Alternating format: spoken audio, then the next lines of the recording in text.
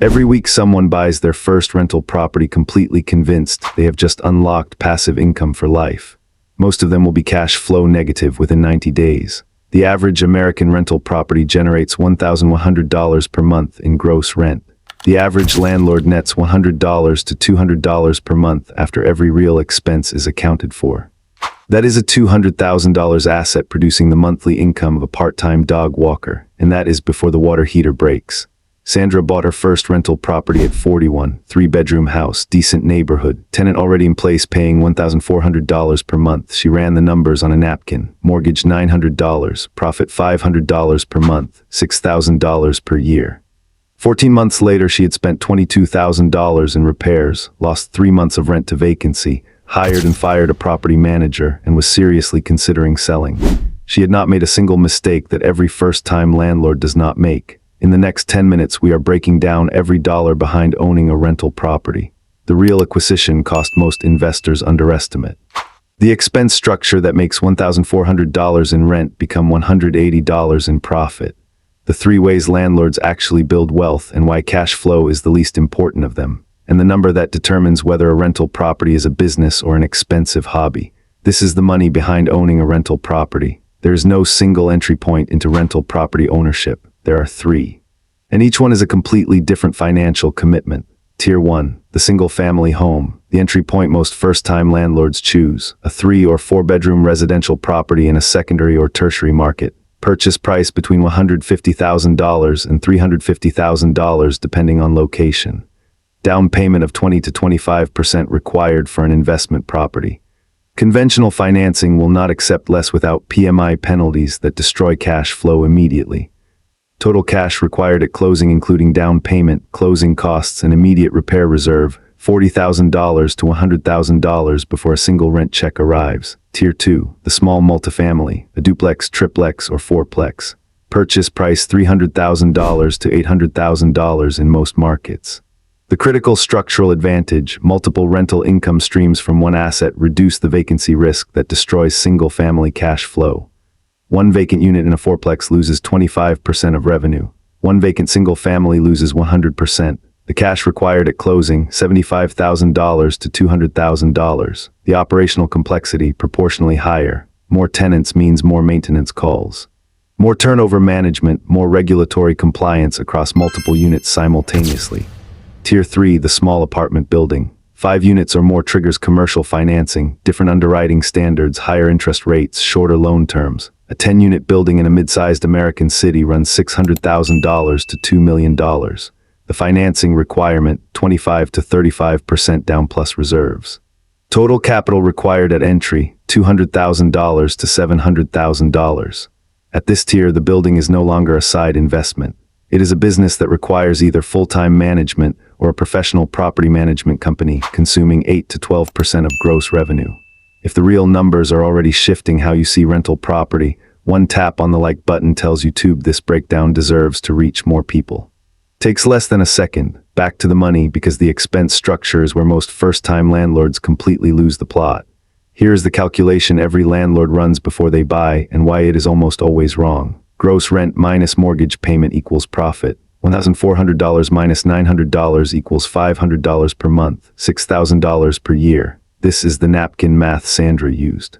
It is the napkin math most first-time landlords use, and it ignores 6 expense categories that professional real estate investors account for before making any offer. Property taxes, the single most underestimated fixed cost in residential real estate. On a $250,000 property, annual property taxes run $3,000 to $6,000 depending on the municipality. That is $250 to $500 per month coming directly off the top of gross rent before any other expense is calculated. Insurance. Landlord insurance, not homeowner's insurance, is required on an investment property. It costs 15 to 25% more than standard homeowner coverage. On a $250,000 property, $1,200 to $2,000 annually.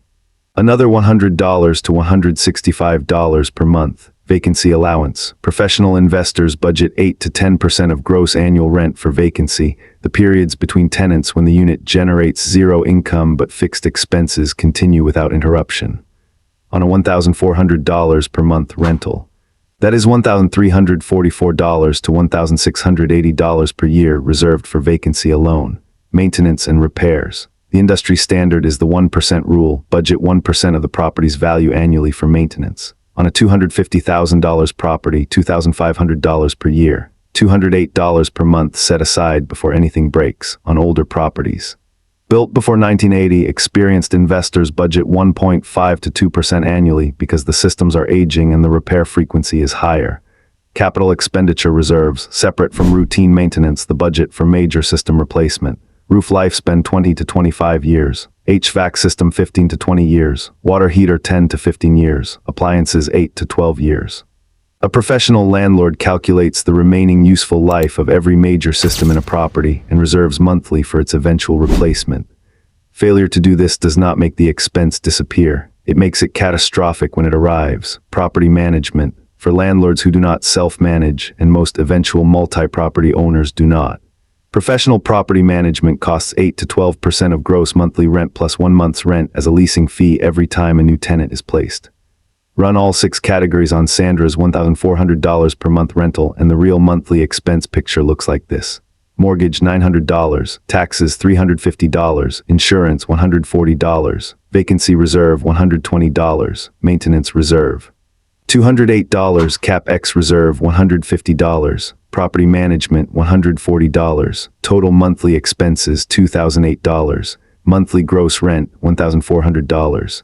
Sandra's rental property was losing $608 per month from the day she bought it, and the napkin math told her she was making $500. This is the inside system that separates investors who build wealth from landlords who learn expensive lessons. There is a cost in rental property that does not appear on any expense spreadsheet, and it is the one that drives most first-time landlords out of the business within 3 years. It is the psychological cost of tenant management. A rental property at 11 p.m. on a Tuesday is not passive income. It is a phone call about a broken furnace in January. It is a certified letter to a non-paying tenant initiating an eviction process that in some states takes 6 to 9 months from first missed payment to legal removal. It is a security deposit dispute in small claims court. It is a property inspection that reveals unauthorized pets, unauthorized occupants, and damage that exceeds the security deposit by $3,000. Eviction is the financial event that no first-time landlord properly accounts for before purchasing. The average eviction in the United States costs $3,500 to $10,000 in legal fees, lost rent, court costs, and property restoration, according to TransUnion Smart Moves 2024 landlord research, in tenant-friendly states like California, Oregon, and New York. That figure can reach $15,000 to $25,000 when the full timeline of lost rent during the legal process is included. The physical property also has a hidden deterioration rate that market value does not capture. A rental property experiences 3 to 4 times the wear of an owner-occupied home, according to property management industry data. Carpet that lasts 10 years in an owner-occupied home lasts 3 to 4 years under rental use.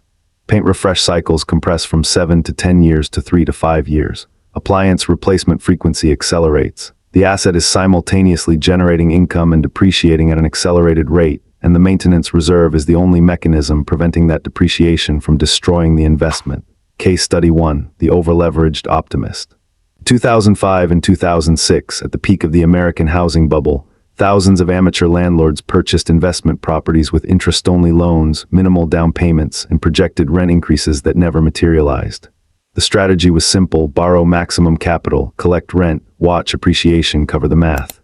When the 2008 financial crisis hit and property values fell 30 to 40% in markets like Phoenix, Las Vegas, and Miami, the rent did not cover the carrying cost, the property was underwater, and the exit did not exist.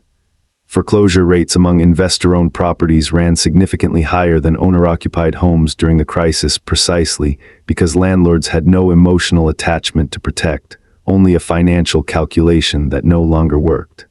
Capital structure destroyed by overleverage is the single most common cause of large-scale rental property failure in American real estate history. Case Study 2, The Market Mismatch. A different kind of failure emerged in the 2010s as institutional investors and individual landlords flooded secondary markets, mid-sized cities in the Midwest and South, attracted by low purchase prices and apparently strong cap rates. Investors buying in markets like Dayton, Ohio, Gary, Indiana, and parts of Detroit discovered that low purchase prices existed for structural reasons: population decline, employer departure, aging housing stock, and tenant demographics with higher eviction rates and lower income stability than projected underwriting assumed. Properties purchased at 10 to 12% projected cap rates consistently delivered 4 to 6% actual returns after vacancy, maintenance, and management costs in distressed markets. Market selection mismatch, buying in the wrong city for the wrong demographic reasons, is the second most common cause of rental property investment failure after overleverage. Here is the conceptual equation at the center of every successful rental property investment. Rental property wealth equals appreciation plus mortgage paydown plus tax advantages plus cash flow, in that exact order of importance. Most first-time landlords enter the business chasing cash flow, the monthly net income after expenses. Professional real estate investors understand that cash flow is the least reliable and least significant of the four wealth-building mechanisms in rental property. Appreciation, the increase in property value over time, has historically averaged 3 to 4% annually in the United States according to the Federal Housing Finance Agency's 2024 index data. On a $250,000 property, that is $7,500 to $10,000 in value creation per year, regardless of what the tenant pays. Mortgage paydown, the systematic reduction of the loan balance through monthly mortgage payments, builds equity without any additional capital contribution from the owner. The tenant's rent payment services the mortgage. The owner's equity position grows. After 10 years on a $200,000 mortgage at 7%, the loan balance has reduced to approximately $175,000, $25,000 in equity built entirely by tenant payments. Tax advantages. Depreciation deduction is the most powerful tax tool available to real estate investors. The IRS allows residential rental property to be depreciated over 27.5 years, regardless of whether the property is actually declining in value. On a $250,000 property, the annual depreciation deduction is approximately $9,090, a 24% tax bracket. That deduction saves approximately $2,181 in taxes annually, without any cash expenditure. Cash flow, the monthly net income after all expenses, is the fourth mechanism and the most volatile. It is critically important for operational sustainability, but it is rarely where the real wealth is built. The landlords who build genuine multi-property portfolios understand that a property breaking even on cash flow while appreciating, paying down its mortgage and generating depreciation deductions is a significantly better investment than it appears on a monthly income statement. John Neitzel, a Milwaukee landlord profiled in the Journal of Financial Planning, built a 22-property portfolio over 18 years on a teacher's salary. His average monthly cash flow per property was $47. His average annual wealth creation per property across all four mechanisms was $18,000. The monthly cash flow was almost irrelevant. The compounding of the other three mechanisms across 22 properties over 18 years was not. Here's the cynical truth behind rental property that nobody says clearly enough. A rental property is not a passive income machine.